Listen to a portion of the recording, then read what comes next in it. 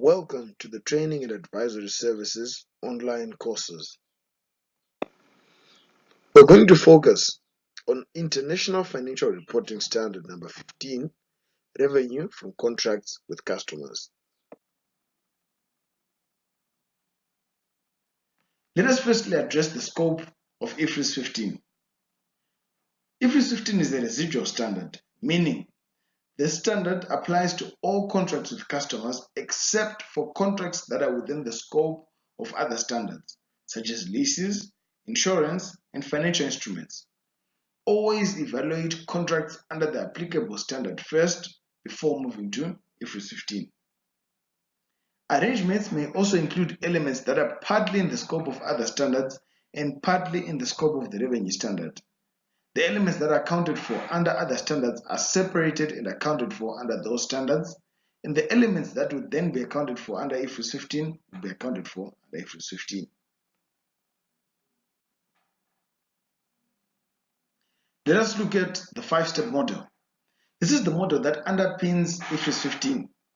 Revenue is now recognized in terms of the 5-step model. Step 1. Identify the contract with the customer. Step 2. Identify the separate performance obligations in the contract or contracts. Step 3. Determine the transaction price. 4. Allocate the transaction price. And finally 5. Recognize revenue when or as a performance obligation is satisfied. Let's look at step number 1. Identify the contract with the customer. This is an agreement between two or more parties that creates enforceable rights and obligations. A contract can be written, oral, or importantly, implied by the entity's customary business practices.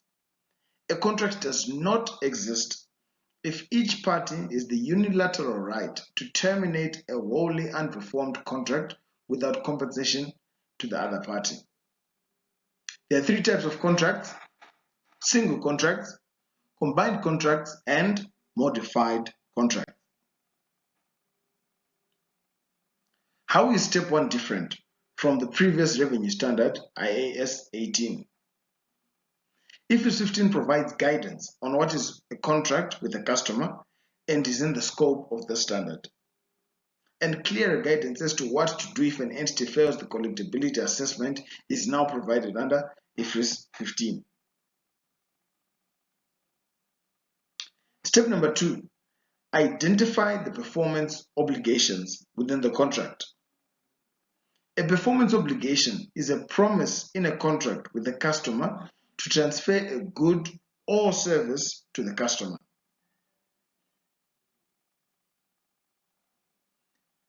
Performance obligations are accounted for separately if they are distinct, and a performance obligation is distinct if either the entity regularly sells the good or service, or the customer can benefit from the good or service either on its own or together with other resources that are readily available to the customer. Readily available resources are goods or services that are sold separately by the entity or by another entity, or resources that the customer already has obtained from the entity or from other transactions or events. However, there is an overriding consideration. If a number of performance obligations form part of a bundle of goods or services such that the customer only really cares about a single end deliverable, then the individual performance obligations are not distinct, irrespective of whether either of the 2 tests set out above are met. As Ifrs 15 puts it, performance obligations are not distinct if both of the following criteria are met. 1. The goods or services in the bundle are highly interrelated, and transferring them to the customer requires that the entity also provide a significant service of integrating the goods or services into the combined item for which the customer is contracted. And 2, the bundle of goods or services is significantly modified or customized to fulfill the contract.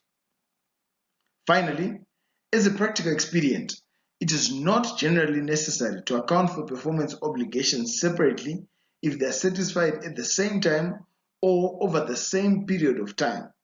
An entity might need to account for performance obligations separately if it transfers the promised goods or services at different times or continuously. Separate performance obligations.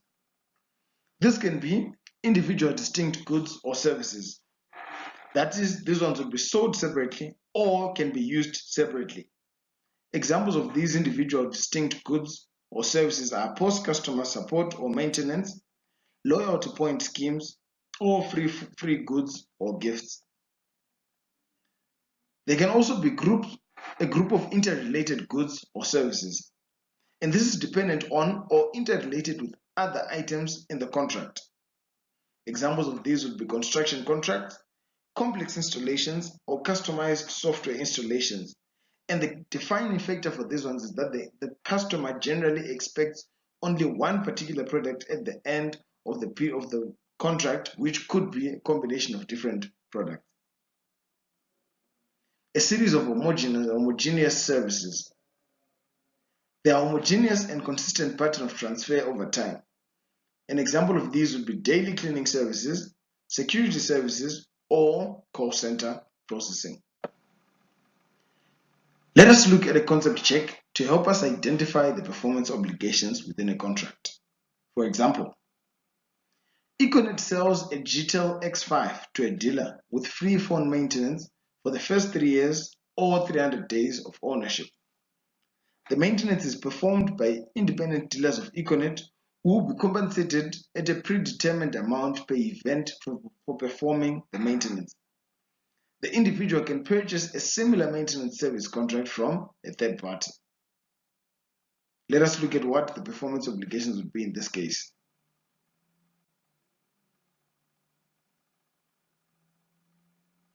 Granting a right, such as free maintenance, that the dealer can provide to its customer is likely to be a performance obligation of Econet.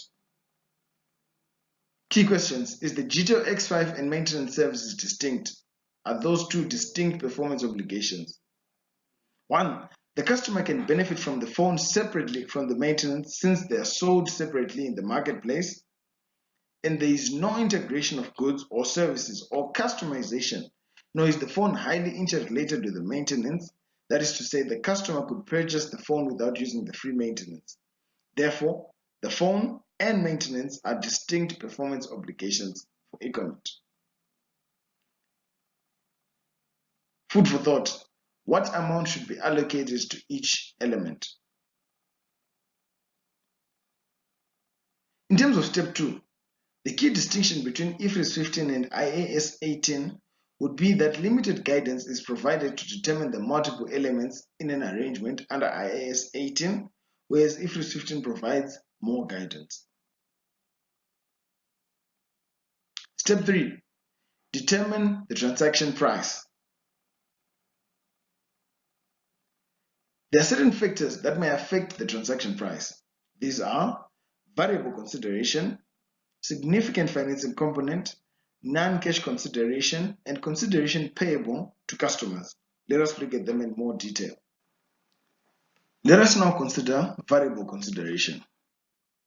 This is common and it takes various forms, including but not limited to price concessions, volume discounts, refunds, incentives, and royalties.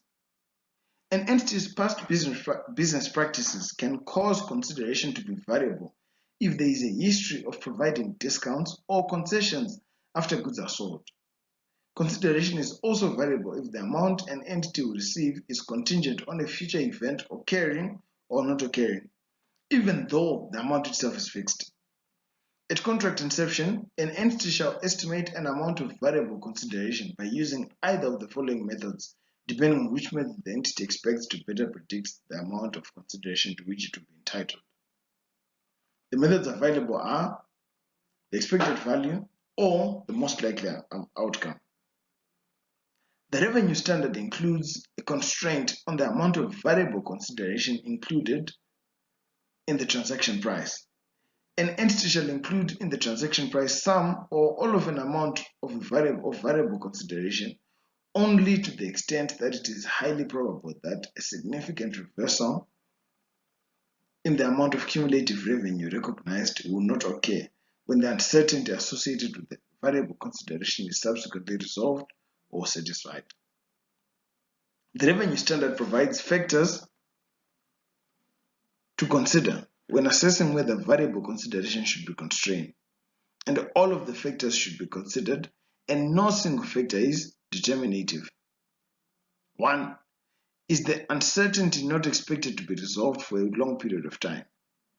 A long period of time until the uncertainty is resolved might make it more challenging to determine a reasonable range of outcomes of that uncertainty, as other variables might be introduced over the period that affect the outcome. 2. Is the entity's experience limited, or does the experience have limited predictive value? An entity with limited experience might not be able to predict the likelihood or magnitude of a revenue reversal if the estimate of variable consideration changes. 3. The amount is highly susceptible to factors outside the entity's influence. Factors outside an entity's influence can affect an entity's ability to estimate the amount of variable consideration. And 4. The contract has a large number and broad range of possible consideration amounts. It might be difficult to determine whether some or all of the consideration should be constrained when a contract has a large number of possible outcomes that span a significant range. The standard requires an entity to include the minimum amount of variable consideration that is highly probable of not reversing, and an entity shall reassess this estimate at each reporting date.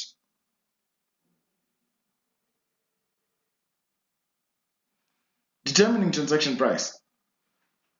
Prices for goods sold to customers for retail and consumer products entities are typically established or stated, for example, manufacturer's suggested retail price and list price.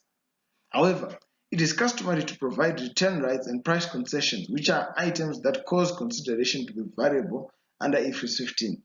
For example, because of discounts, rebates, price concessions, performance bonuses, penalties, or other similar items. Looking at significant financing component, we adjust if the customer or entity receives a significant benefit of financing, and we do not adjust when the period between performance and payment is 1 year or less. When variable based on when we also do not provide if it is variable based on factors outside control of customer or entity, for example, sales-based royalty.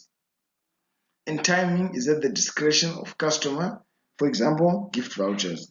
And timing differences arise for reasons other than providing financing, for example, securing the right to a product. In all the cases listed above, there would be no adjustment for the significant financing component.